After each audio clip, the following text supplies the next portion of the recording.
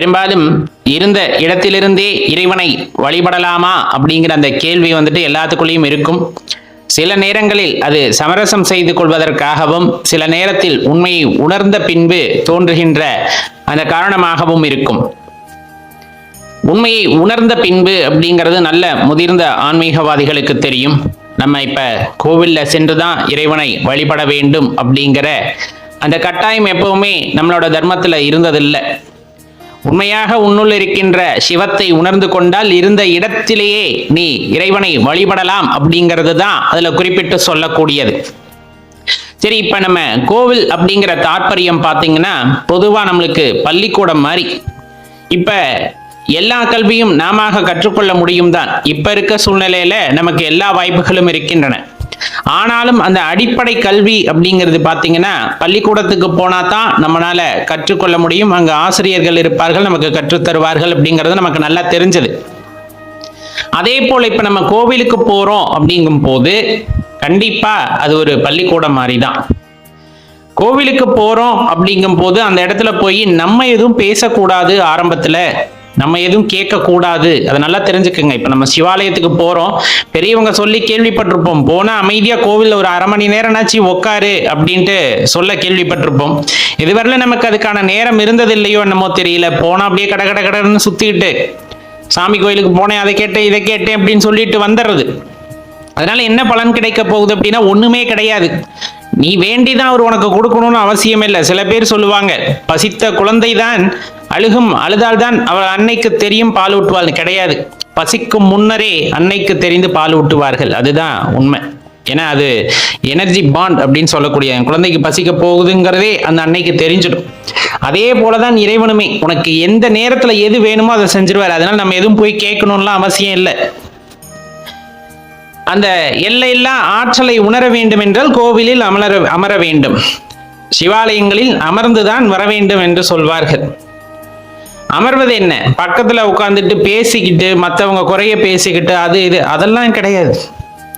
எல்லாத்தையும் மறந்துட்டு மனதை ஒடுக்கி அமைதியாக காதுகளை மட்டும் இறைவனிடம் கொடுத்து விட்டு மற்ற எல்லா புலன்களையும் அடக்கி ஒடுக்கி அமர வேண்டும். அதுதான் ரொம்ப முக்கியம்.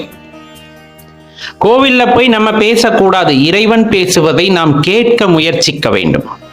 அங்க இருக்க அந்த எனர்ஜி நம்மளுக்கு சில விஷயத்தை உணர்த்தும். அடுத்து நம்ம எதை நோக்கி போக வேண்டும் அல்லது சில அற்புதமான தரவுகளை வந்துட்டு அந்த எனர்ஜி நம்மளுக்கு சொல்லும். அந்த இறைவன் அந்த இடத்துல நமக்கு சொல்வார். அப்ப அதை அமைதியா காது கொடுத்து கேட்கக்கூடிய பொறுமையானது இருக்க வேண்டும். சிவாலயங்கள்ல அடிமேல அடி வைத்து தான் நடக்கணும். சிவாலயத்துக்கு போறோம் அப்படின்னா அடிப்பிரதர்ஷனம் மாதிரி தான் நடக்கணும். நடந்து முடிச்சுட்டு அமைதியா உட்காந்துடணும்.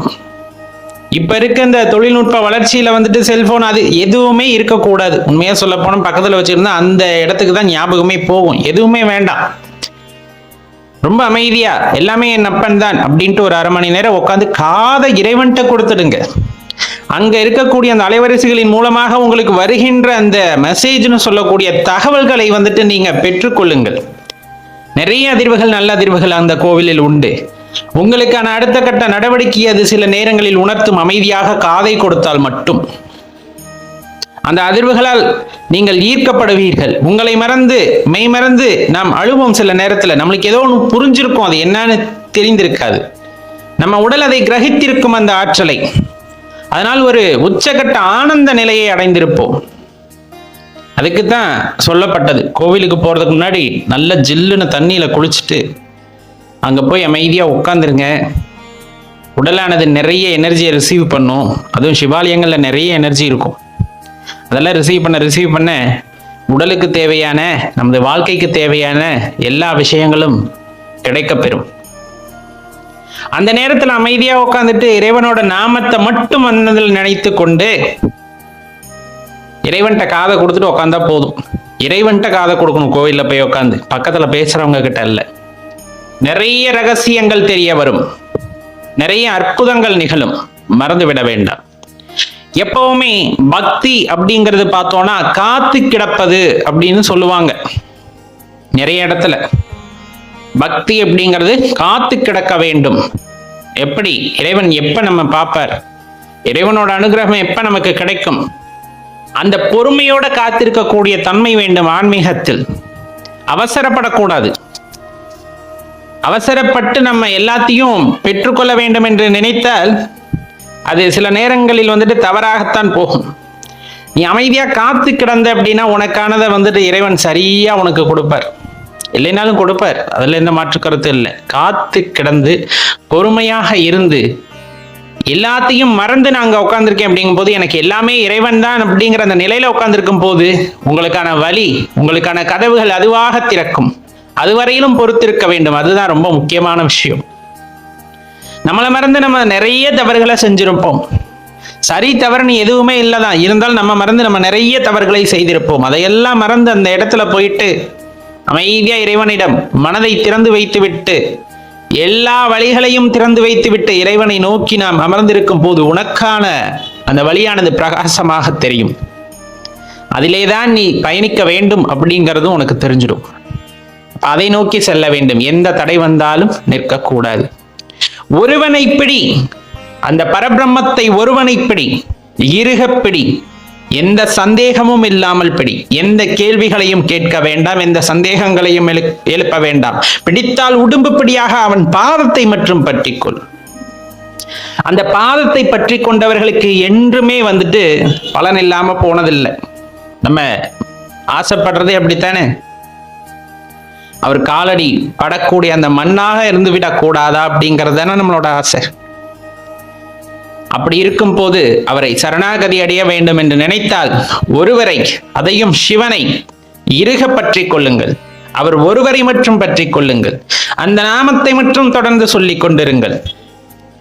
அமைதியாக காத்திருங்கள். அடுத்தடுத்த என்னென்ன நடக்கணுமோ எல்லாமே அது பாட்டுக்கு நடக்கும்.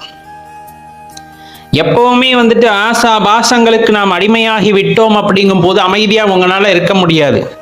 அதிலிருந்து வெளியே வந்தவர்களுக்குத்தான் அந்த பொறுமையும் அமைதியும் அவர்களிடம் இருக்கும். அப்படி பொறுமையும் அமைதியுமாக ஒரு இடத்தில் இருக்கும் பொழுது கட்டாயமாக அங்கு இருக்கக்கூடிய அந்த அதிர்வுகளின் மூலமாக உங்களுக்கான செய்தி சேரும். கொஞ்சம் கொஞ்சமா இந்த பள்ளிக்கூடத்துல போய் கத்துக்கிட்ட மாதிரி கோவில்ல இருந்து உங்களால எனர்ஜியை ரிசீவ் பண்ணி கத்துக்க முடியுதுங்கும் போது ஒரு காலகட்டத்தில் அந்த வைப்ரேஷனை நீங்க உணர்ந்துகிட்டீங்கும் போது வீட்டில் உட்காந்தே நீங்க தியானம் செய்யும் போது எல்லா விதமான அந்த மெசேஜைன்னு சொல்லக்கூடிய தகவல்களையும் இறைவனிடமிருந்து நம்மால் பெற முடியும். எந்த காரணத்திற்காகவும் பின்வாங்க கூடாது. பொறுமை அப்படிங்கிறது ரொம்பவே முக்கியமான விஷயம். அப்ப இறைவன் பேசுவதை கேட்க வேண்டும் என்றால் பொறுமை முக்கியம். காத்து கிடப்பது அப்படிங்கிறது ரொம்ப முக்கியம் நண்பர்களே. அவசரப்பட்டு விடக்கூடாது. எந்த காலத்திலும் ஒருவரை பற்றினால் உண்மையாக, உறுதியாக, இறுக்கமாக பற்றி கொண்டோமெனில் நமக்கான பாதையானது மிகவும் தெளிவாக தெரியும்.